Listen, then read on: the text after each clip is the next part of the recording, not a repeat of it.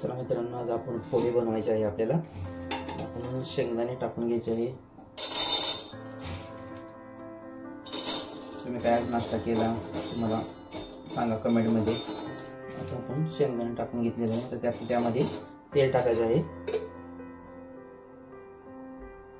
1 चम्मच तेल टाकून घ्यायचं आहे। मस्त असं खरपूस तेलामध्ये फ्राय करून घ्यायचं आहे।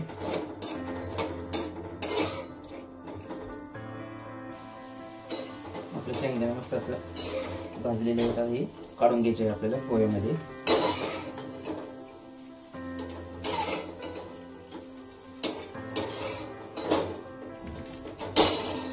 अशा पद्धतीने आपण शेंगदाणे काढून घेतलेले आहे। आता आपण याच्यामध्ये कांदा टाकून घ्यायचा आहे। ते ना गोडचं ना त्यामुळे भाजण्याचे चान्सेस जास्त असतात। मिरची पण टाकून घ्यायची। मिरची भाजली ना नंतर मग टोमॅटो टाकायचं।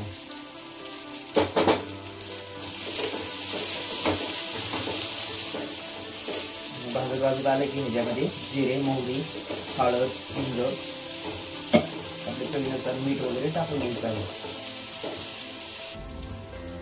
तर आपण आता याच्यामध्ये जिरे टाकून घ्यायचं, मोहरी टाकायची, हळद,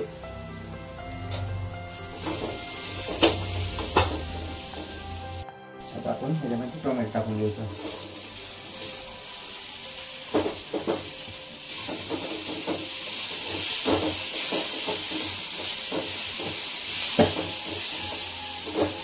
चॉपर आहे ना, मी भीमथडीचा त्रिभुजून घेतलेला आहे आणि त्याचा ऐकून घेतलेला आहे। मला 100 रुपयालाच मिळाला आहे हा चॉपर, गाबळीचा आहे।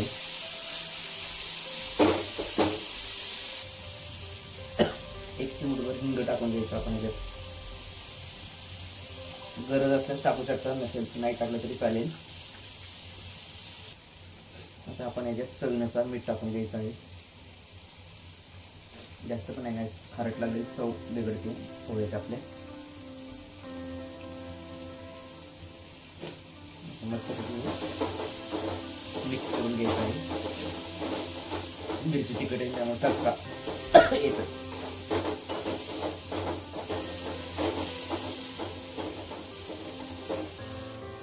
आता आपण याच्यात पोहे टाकून घ्यायचे आहे।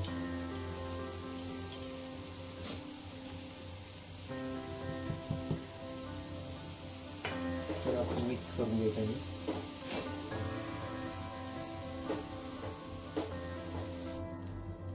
अशा पद्धतीने आपले पोहे मस्त मिक्स करून झालेले आहेत। आता आपण ह्याच्यामध्ये कोथिंबीर चिरून बारीक करून टाकायचे आहे।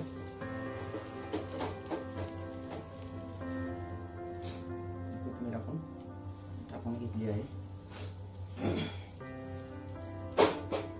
हे सर्व एकजीव मिक्स करून घ्यायचं आहे।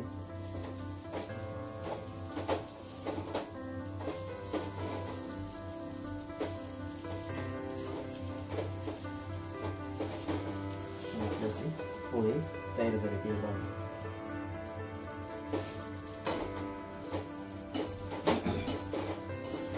आमची करण्याची पद्धत आमची बारामतीची आहे। तुमच्या प्रत्येकाच्या पोहे तयार करण्याची पद्धती वेगवेगळ्या असतात। कोणी शेंगदाणे सर्व एकत्र करून मिक्स करून टाकतं आणि सुरुवातीला शेंगदाणे तेलामध्ये शॅलो फ्राय करून घेतो, नंतर ते पोह्यावर टाकून परत सर्व कांदा कांदा, मिरची, टोमॅटो वगैरे सगळं फ्राय करून नंतर त्यावर पोहे वगैरे टाकून फ्राय करून एकजीव करून घेतो।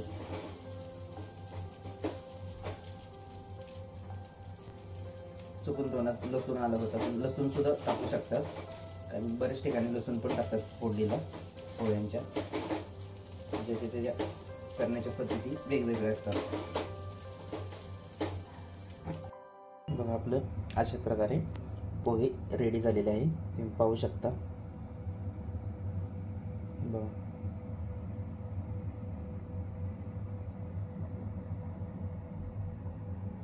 किती छान सुंदर झालेले आहे पोहे। बघा, तुम्ही पण काय आज नाश्ता केला आहे ते मला कमेंटमध्ये नक्की सांगा।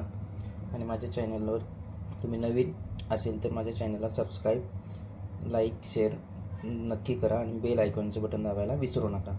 धन्यवाद.